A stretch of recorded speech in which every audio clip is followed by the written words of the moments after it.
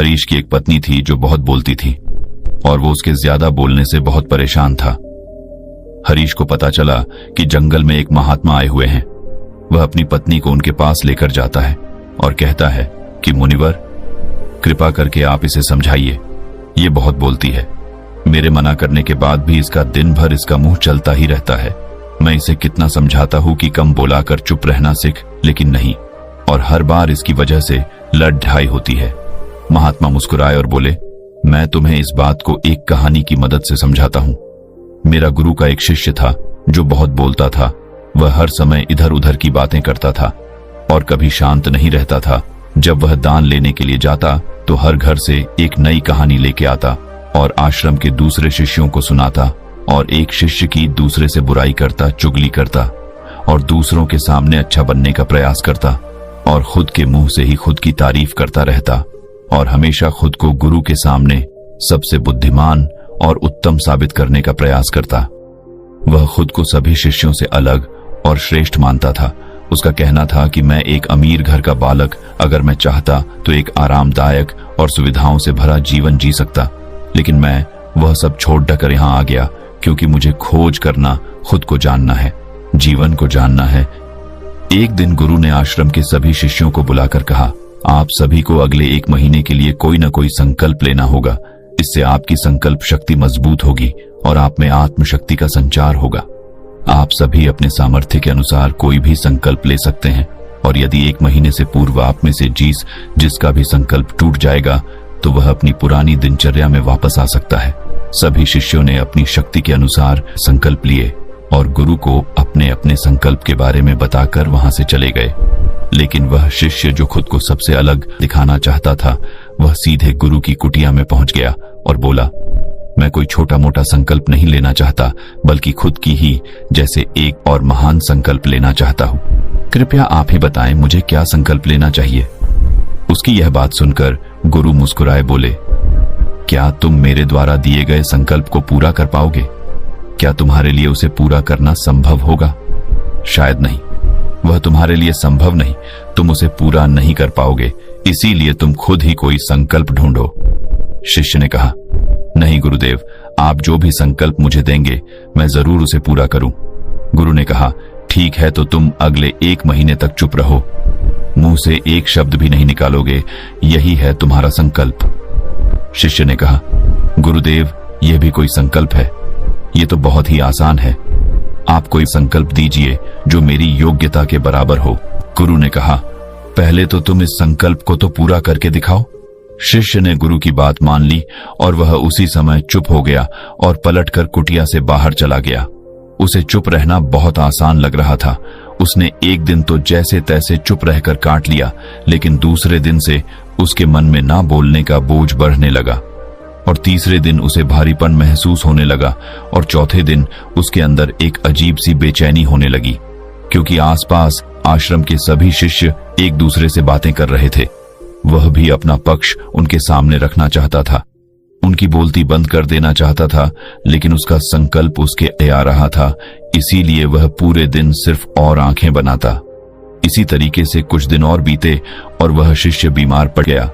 उसका सिर फटा जा रहा, उसका खाने पीने तक का मन नहीं था, वह सिर्फ बोलना चाहता था। वह गुरु के पास गया और उनके सामने बैठकर लिखकर उन्हें बताया, गुरुदेव, मैं बोलना चाहता हूँ, बिना बोले मुझे सांस नहीं आ रही है, मेरा दम घुटता जा रहा है, मैं अंदर ही अंदर पागल हुआ जा रहा हूँ, मैं क्या करूँ, संकल्प तो डर दूं क्या?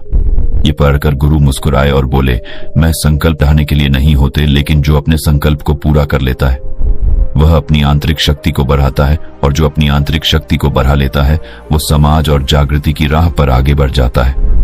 संकल्प का लेना भी तुम्हारे हाथ में था और इसे तोड़ना भी तुम्हारे हाथ में है। तुम्हारे बहुत से भाई अपने संकल्प को तोड़कर अपनी पुरानी दिनचर्या पर वापस आ चुके हैं। अगर तुमसे नहीं हो पा रहा तो तुम भी संकल्प तोड़कर अपनी पुरानी दिनचर्या पर वापस जा सकते हो। लेकिन याद रहे, अगर आज तुम इस छोटे से संकल्प को नहीं संभाल पा रहे तो तुम अपनी बाकी की पूरी जिंदगी को कैसे संभाल सकोगे? बाकी फैसला पूरी तरह से तुम्हारे हाथों में है। गुरु की यह बात उस शिष्य के दिल में चोट कर गए। वो बिना कुछ बोले वहां से वापस चला गया और खुद को अपनी कुटिया में बंद कर वह केवल अपने जरूरी कामों के लिए ही कुटिया से बाहर निकलता, बाकी सारे समय कुटिया के अंदर ही बैठा रहा। 15 दिन बीत चुके थे और आश्रम के लगभग सभी शिष्यों का संकल्प अब तक टूट चुका था, लेकिन उसका संकल्प अभी भी जारी था। संकल्प लेने के बाद से अब तक उसने एक शब्द भी नहीं बोला।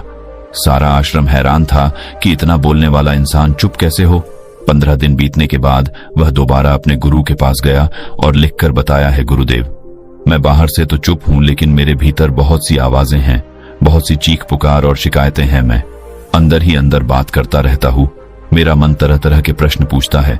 मैं बाहर से जितना मोर, भीतर से उतने ही शोर शराबे से भरा। क्या इस तरह से मेरा संकल्प अभी भी है? गुरु ने कहा, हाँ, तुम्हारा संकल्प अभी भी जारी है, लेकिन जब तक लोगों की ये आवाजें तुम्हारे कानों में अपती रही, तुम्हारा मन बोलता रहेगा, क्योंकि इसे तो आदत है। तुम भले ही बाहर से चुप रहो, लेकिन तुम अंदर ही अंदर बोलते रहोगे। तुम्हें इन बातों से, इन आवाजों से दूर जाना चाहिए। शिष्य गुरु को प्रणाम कर वहां से चला जाता है और सुबह होते ही अपनी कुटिया छोड़ जंगल की तरफ चला जाता है। कई दिन बीत जाते, संकल्प का समय भी पूरा हो जाता है, लेकिन शिष्य लौटकर नहीं आया। आश्रम में सभी को डर था कि कहीं जंगली जानवर ने उसे खाना लिया हो। इस बीच उसे ढूंढने की बहुत कोशिश की गई, लेकिन वह कहीं नहीं मिला। गुरु भाइयों ने मान लिया था कि जंगली जानवरों ने उसे अपना शिकार बना लिया है, लेकिन गुरु को ऐसा नहीं लगता। एक दिन आश्रम का एक अन्य शिष्य गुरु के पास आया और बोला, गुरुदेव, हमारे उस अधिक बोलने वाले भाई के साथ क्या हुआ होगा? क्या जानवर ने उसे मार दिया होगा? गुरु ने कहा, हो सकता है कि जानवरों ने उसे अपना शिकार बना लिया हो, लेकिन उसके न लौटने की एक दूसरी वजह भी हो सकती है। शायद उसे वह मिल गया है जिसके लिए वह गया था। फिर शिष्य ने पूछा, गुरुदेव, क्या ज्यादा बोलना इतना हानिकारक होता है? गुरु ने बोला, कहा, इंसान के जीवन के बहुत सारे दुखों में से एक दुख यह भी है कि वह कभी चुप नहीं रह सकता, हमेशा कुछ ना कुछ बोलता ही रहता है। सिर्फ हमारे बोलने के कारण हमारे आधे से ज्यादा दुख पैदा होते हैं। हम में से कोई भी चुप नहीं रहना चाहता, हम बस सामने वाले को सुना देना चाहते हैं। जो भी हमारे मन में है सब निकालकर उसके मन में बैठा देना चाहते हैं, उसे समझा देना चाहते हैं कि देख, तू गलत है और मैं सही। इस तरीके से सुनने और सुनाने का यह काम जिंदगी भर चलता रहता है, लेकिन इस नासमझी में हम अपना समय, अपना जीवन, अपनी समझ और सबसे महत्वपूर्ण अवकीमती पल जो जिए जा सकते हैं, जिनको अनुभव किया जा सकता है, जिनमें आनंद को प्राप्त किया जा सकता है, यह सब खो देते हैं। लेकिन इसके बदले हमें मिलता क्या है? कुछ नहीं, सब व्यर्थ और बर्बाद हो जाता है। शिष्य ने पूछा, तो फिर इसका समाधान क्या है? गुरु ने कहा, पूरी जागरूकता के साथ अपने विचारों को देखना, यही एकमात्र तरीका है। सारी मानसिक समस्याओं का वर्तमान में रहकर चिंतन करना, पूरी जागरूकता के साथ अपना काम करना जिंदगी में चमत्कारिक बदलाव ला देता है।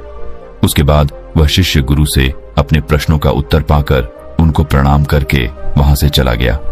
उस शिष्य को आश्रम छोड़ ढकर गए 3 महीने का समय बीत चुका था, लेकिन उसकी कोई खबर नहीं।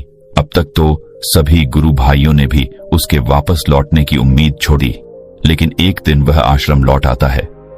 लेकिन अब वह नहीं था जो यहां से गया था, वह कुछ और ही बनकर वापस आया था। उसके अंदर एक गजब का बदलाव महसूस किया जा सकता था। उसके चेहरे पर एक गजब का ठहराव और आंखों में बनी शांति थी। आश्रम में आते ही सभी गुरु भाइयों ने उसे चारों तरफ से घेर लिया और बातें करने लग गए। वह भी अपने गुरु भाइयों से बातें करने लगा। उससे बात करने वाले सभी ने यह अनुभव किया कि अब वह पहले जैसा उतावला और बातूनी नहीं रह गया था। उसके मुंह से एक एक शब्द बहुत ही सुलझे हुए और मधुरता के साथ निकल रहे थे। थोड़ी देर तक गुरु भाइयों से बात करने के बाद वह सीधा गुरु की तरफ चला गया। उसने गुरु के चरण छुए और कहा, गुरुदेव, क्या मैं अब भी मौन हूं? क्या अब भी मेरा संकल्प जारी है? गुरु ने कुछ देर तक शिष्य की आंखों में बड़े ध्यान से देखा और कहा, हां, तुम अब भी मौन हो। तुम्हारे मुंह से एक भी शब्द निकल नहीं रहा और तुम्हारा संकल्प अभी भी जारी है। शिष्य ने कहा, गुरुदेव, जब मैं आश्रम से गया तो मैं मुंह से तो चुप था, लेकिन मेरे अंदर बहुत सी आवाजें थी। मन में बहुत से प्रश्न थे और वह बंद नहीं हो रहे थे, तो मैं जंगल में चला गया, इस उम्मीद से कि वहां मुझे शांति मिलेगी और मेरे मन की बकबक कम हो जाएगी। लेकिन मैं जितना एकांत में जाता गया, मेरे अंदर की आवाज उतनी ही तेज होती गई। मेरे भीतर की पुरानी से पुरानी आवाज मुझे सुनाई देने लगी। तब जाकर मैंने महसूस किया कि मैं कितना गलत कर रहा था। जब मैं अपने परिवार वालों, दोस्तों को और गुरु भाइयों को बुरा भला कहता था तो उस समय मुझे लगता था कि मैं सही कह रहा हूं। जब मैं गुरु भाइयों की एक दूसरे से चुगली करता था और उनका मजाक बनाता, तब भी मुझे यही लगता था कि मैं उनसे बेहतर हूं और मैं सही कर रहा हूं।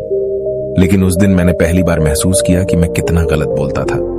काफी दिनों तक ये आवाजें, ये शिकायतें मेरे अंदर चलती रही, लेकिन धीरे धीरे करके एक दिन ये सारी आवाजें मेरे अंदर से समाप्त हो गई। अब मैं भीतर से भी मौन हो गया। उस घने जंगल में बाहर से कोई बोलने वाला था नहीं और भीतर कोई आवाज बची ही नहीं थी, और मैं उस दिन पहली बार मौन का सही अर्थ समझा। मेरे चारों तरफ बहुत शांति थी। हालांकि अभी भी कुछ आवाजें आ रही थीं जो पहले भी आती थीं, लेकिन मैं उन्हें सुन नहीं पाता था। पर अब वह सभी आवाजें मुझे स्पष्ट रूप से सुनाई दे रही थीं। हवा के चलने की आवाज, चिड़ियों के चहकने की आवाज और पानी के बहने की आवाज। ये सभी आवाजें मैंने पहली बार पूरे होश पूर्वक सुनी। अपने चारों तरफ इतनी शांति मैंने पहले कभी महसूस नहीं की थी। तो इस शांति को भंग करने के लिए मैंने पहली बार अपने मुंह से कोई शब्द निकाला। मैं चिल्लाया, हे ईश्वर, ये कैसी शांति है? सभी कुछ इतना शांत क्यों है? ऐसा क्या हो गया? लेकिन मेरे चिल्लाने के बाद भी शांति भंग नहीं हुई। सब कुछ पहले जितना ही शांत था, बाहर भी और भीतर भी। हे गुरुदेव, मैंने अपने गुरु भाइयों से बात की, मैंने आपसे बात की। मैं बोल रहा हूं, मैं चल रहा हूं, मैं सब कुछ देख रहा हूं, लेकिन मैं अपने भीतर एकदम एकांत में हूं, मौन में हूं, भीड़ में होता हूं, तब भी भीतर से अकेला एकांत में होता हूं। जब मैं खुद में भी शोर करना चाहता हूं, तब भी एकांत में ही होता हूं। अब सब दिखाई पड़ने लगा है, सब सुनाई पड़ने लगा है। गुरु ने कहा, जब तक हम बाहर की तरफ बोलते रहेंगे, भीतर अशांति ही रहेगी। लेकिन जिस दिन हम भीतर की तरफ मुड़ जाएंगे, तब हमारे मुंह से कुछ भी निकलेगा, हम शांत ही रहेंगे। दुनिया में जितनी भी बुराइयां हैं, ज्यादातर हमारे बोलने से ही उत्पन्न होती है, क्योंकि हम चुप रहना नहीं चाहते। हम जितनी जरूरत है उससे कहीं ज्यादा बोलते हैं। हम सामने वाले को सुनना नहीं चाहते, बल्कि उसकी बोलती बंद कर देना चाहते हैं। उसे समझा देना चाहते हैं कि मैं कौन हूं, मैं क्या कर सकता हूं, और यही हमारी जिंदगी का मकसद बनकर रह जाता है। हमारी सारी ऊर्जा व्यर्थ के बोलने में बर्बाद होती रहती है। ऐसे ही समाज में लोगों का जीवन दुखों से भर जाता है, जो हमेशा एक दूसरे को सुनाने में लगे रहते हैं। कभी एक दूसरे को सुनना नहीं चाहते, समझना नहीं चाहते, और चुप रहना तो उन्होंने कभी सीखा ही नहीं, क्योंकि चुप रहना उन्हें छोटा महसूस करवाता है। दुनिया की सभी लड़ाइयों का कारण हमारा बोलना ही है। इसलिए हमें सिर्फ उतना ही बोलना चाहिए जितना जरूरी हो, क्योंकि व्यर्थ का बोलना ऊर्जा को नष्ट करना है, और यह बोलना ही हमें कभी अपने भीतर की ओर लौटने नहीं देता, क्योंकि यह हमें बाहर की ओर खींचकर रखता है, और बाहर है ही क्या इस संसार के अलावा। लेकिन अगर अपने भीतर के संसार की ओर मोड़ना है, तो इस मुंह को बंद ही रखना चाहिए। इसीलिए जितने भी बुद्ध हुए, आत्मज्ञानी हुए, वह सभी एकांत की ओर भागे, ताकि उन्हें ज्यादा न बोलना पड़े, ज्यादा सुनना न पड़े। वह एकांत में रहे और शांत रहे, इसीलिए आसानी से भीतर की यात्रा कर पाए। लेकिन अगर कोई चाहे तो इस संसार में रहकर भी एकांत में रह सकता है, शांत रह सकता है, लेकिन इसके लिए उन्हें अपनी ऊर्जा बचानी होगी, जिसे वह अब तक अपने व्यर्थ के शब्दों में बर्बाद कर रहे थे। दोस्तों, इस कहानी की सीख यही है कि व्यर्थ का बोलना ऊर्जा को नष्ट करना है। ज्यादा और व्यर्थ बोलना ही हमें अपने भीतर की ओर लौटने नहीं देता, क्योंकि यह हमें बाहर की ओर झुकाए रखता है, और जिन्हें भीतर की यात्रा करनी है, उन्हें अपने मुंह को बंद ही रखना चाहिए। मुझे उम्मीद है कि आपको यह कहानी पसंद आई होगी और काफी कुछ सीखने को मिला होगा। कहानी के बारे में अपने विचार आप हमें नीचे कमेंट बॉक्स में कमेंट करके बता सकते हैं। बाकी अगर ये कहानी आपको अच्छी लगी हो तो इस वीडियो को